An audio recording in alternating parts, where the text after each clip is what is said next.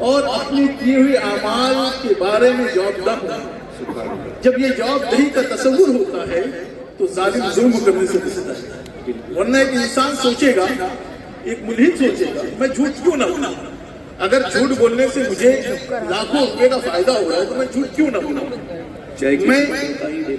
دھوکہ دینا پڑے، میں سودی کاروبار کیوں نہ کروں۔ لیکن مذہب یہ سکھاتا ہے کہ اگر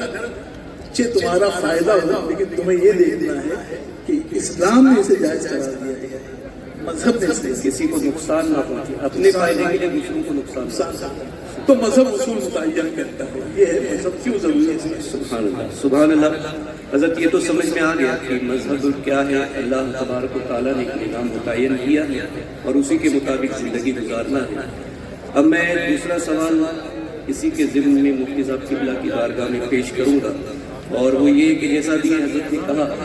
کہ چونکہ ہم قوانین پر عمل کرتے ہیں مذہب کی بنا پر، اخلاقیات اپناتے ہیں مذہب کی بنا پر،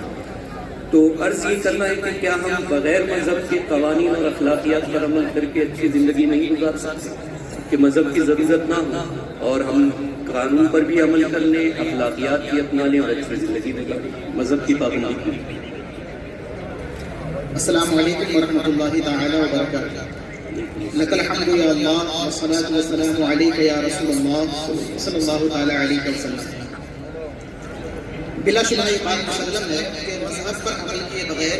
ایک اچھی زندگی نہیں گزاری جا سکتی۔ سوال یہ پیدا ہوتا ہے کہ آدمی کے اپنے اخلاق ہوتے ہیں، آدمی کے اپنے قوانین ہوا کرتے ہیں بنائے ہوئے، اس پر عمل کرے اچھی زندگی گزارے،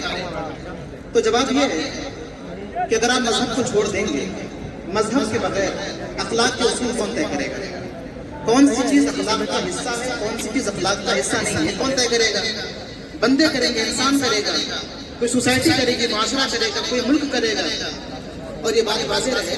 کہ سارے اصول طے کرنے والے انسان ہوا کرتے ہیں، ان کی عقلیں ہوا کرتی ہیں، اور آپ جانتے ہیں کہ انسانوں کی عقلیں، اس میں جذبات ہوا کرتے ہیں، اس میں حرص و طمع کی آمیزش ہوا کرتی ہے، اس کے اندر باقاعدہ ہوس اور خرافات کے ذخائر جمع ہوتے ہیں، پھر ان کی عقلیں مختلف ہوا کرتی ہیں۔ بارہا ایسا ہوتا ہے کہ آپ کے نزدیک ایک چیز اخلاق کا حصہ ہے، میں نزدیک وہ اخلاق کا حصہ نہیں ہے، میں نزدیک میں اس کو اچھا مانتا ہوں، اس کو آپ برا مانتے ہیں۔ آپ مثال لے لیجیے، جرمنی میں ایک طویل عرصے تک ان پر غریبوں پر ظلم کرنا وہاں کے معاشرے کا کلچر، وہاں کی ثقافت کا حصہ تھا، ان کے اخلاق کا حصہ ہے، یعنی کہ غریب کو ستانا، پریشان کرنا، جس کو دنیا کا ہر آدمی غلط گمان کرتا ہے، یہ ان کے معاشرے کا حصہ ہے۔ ابھی آپ دیکھ لیجیے امریکہ میں کیا حال چال ہے، وہاں پر آج تک کالے گوروں کا جھگڑا چل رہا ہے، ان کے معاشرے میں کالوں کو نیچے دکھانا ان کے معاشرے کا حصہ ہے، ان کے اخلاق کا حصہ ہے، ان کی سوسائٹی کلچر ہے۔ تو ظاہر سی بات ہے کہ جب انسانوں کی عقلوں پر آپ چھوڑ دیں گے کہ اخلاق کو طے کریں، تو ان کے نزدیک ان کی منفعت میں جو چیز ہوگی وہ اخلاق کا حصہ بن جائے گی، اور جس سے ان کا نقصان ہوگا وہ اخلاق کے خلاف ہو جائے گا۔ دوسری بات یہ کہ بندوں کے جو بنائے ہوئے نظام ہوا کرتے ہیں، ان کے جو قانون ہوا کرتے ہیں، ایک قانون بندوں کا ہوا کرتا ہے، ایک قانون عمل کا ہوا کرتا ہے جسے ہم مذہب کہتے ہیں،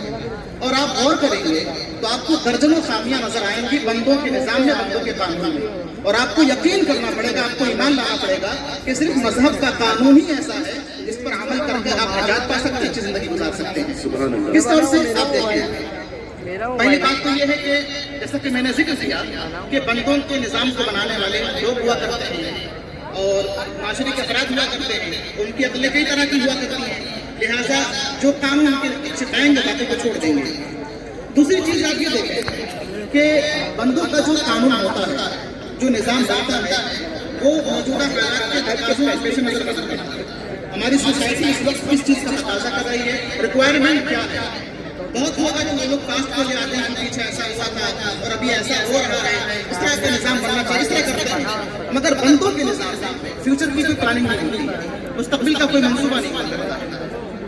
سب سے بڑی خرابی ہے۔ پھر ہوتا کیا ہے کہ جو نظام آج کے حالات کو بنایا گیا، اگلے کچھ سالوں میں اس کو ہٹا دیا گیا، چونکہ یہ بنایا ہوا نظام اگلے سالوں کے لیے کافی نہیں ہوتا، یہ بارہ آپ کے سالوں میں چیزیں آتی رہتی ہیں۔ وہ جانتا ہے کہ قیامت تک ہمارے بچوں کی حاجتیں کیا ہوگی، ان کی ضروریات کیا ہوگی، اور کس معاشرے میں کیسے حالات ہوں گے اللہ سب کو جاننے والا ہے. تو اللہ نے قیامت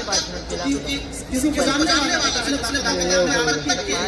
ایسے استاد کر دیے ہیں, ایسے تعلیم دے دیے ہیں کہ بندہ اس کا اثر کرتا ہے اور کامیاب ہوتا ہے. زمانہ کیسا حالات کیسے دیا جائے, قومیں تبدیل ہو جائے اور اللہ کا نظام ختم ہوتا ہے.